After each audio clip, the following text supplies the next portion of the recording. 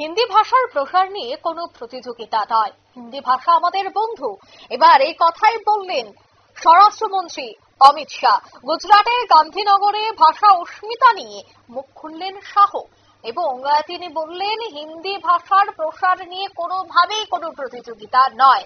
সে বিষয়ে আরো বিস্তারিত জানবো। টেলিফোন লাইনে যুক্ত হয়ে গেছে প্রতিনিধি শেখ মনিরুল। মনিরুল, হিন্দি ভাষা নিয়ে যে বক্তব্য রাখলেন অমিত শাহ, সেই বক্তব্যে কি কোনো একভাবে তৃণমূল কংগ্রেসের এই বাংলা ভাষাকেও তিনি খোঁচা দিতে চাইলেন? কি বলে?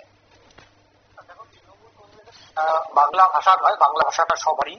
তোমার হচ্ছে বিশেষ করে তৃণমূল কংগ্রেস এবং হচ্ছে এআইডিএমকে, তামিলনাড়ুর স্ট্যালিনের দল, তামিলনাড়ুর স্ট্যালিনের দল এবং এআইডিএমকে, দুটো দল এবং সঙ্গে তৃণমূল কংগ্রেস, তারা একটা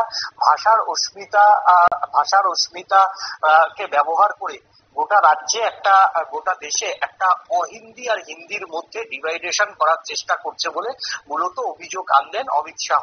কেন্দ্রীয় স্বরাষ্ট্রমন্ত্রী আজকে গান্ধীনগরে হিন্দি দিবস উপলক্ষে তিনি বলেন যে আমি গুজরাটি ভাষা যেমন জানি তেমন অন্যান্য ভাষাও আমি জানি এবং হিন্দি ভাষা আমার বন্ধু, হিন্দি আমার বন্ধু। আর হিন্দি ভাষার প্রসারে কোনো প্রতিযোগিতা নয়, কোনো ভাষারই প্রসারে কোনো প্রতিযোগিতা হওয়া উচিত নয়। যারা ভাষাকে সামনে রেখে যারা ডিভাইডেশন পলিটিক্স খেলতে চাইছে, এটা আগামী দিনে ভারতবর্ষের যে ঐক্যতা, সেই ঐক্যতার পিছনে কিন্তু কাল হয়ে দাঁড়াতে পারে বলে মনে করেন অমিত শাহ। তাই হিন্দি দিবসে যেমন সবাইকে তিনি হিন্দি যারা ভাষায় কথা বলেন তাদের যেমন শুভেচ্ছা জানিয়েছেন, তেমনি হিন্দি ভাষার প্রসারে হিন্দি যারা বলেন বা যারা হিন্দি নিয়ে চর্চা করেন তারা যাতে অন্য কোনো ভাষার সঙ্গে তারা যাতে প্রতিযোগিতায় না নামেন, সেই আহ্বানই তিনি জানিয়েছেন।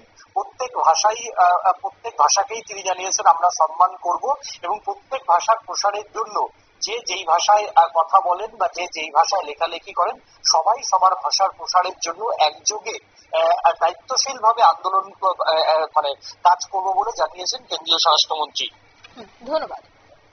অর্থাৎ বাংলা ভাষার ইস্যু যে তৈরি হয়েছিল বা বাংলা ভাষা অস্মিতা নিয়ে যে ইস্যু হয়েছিল, সেই ইস্যুই যেন কোনো একভাবে টানার চেষ্টা করেছেন এদিন অমিত শাহ।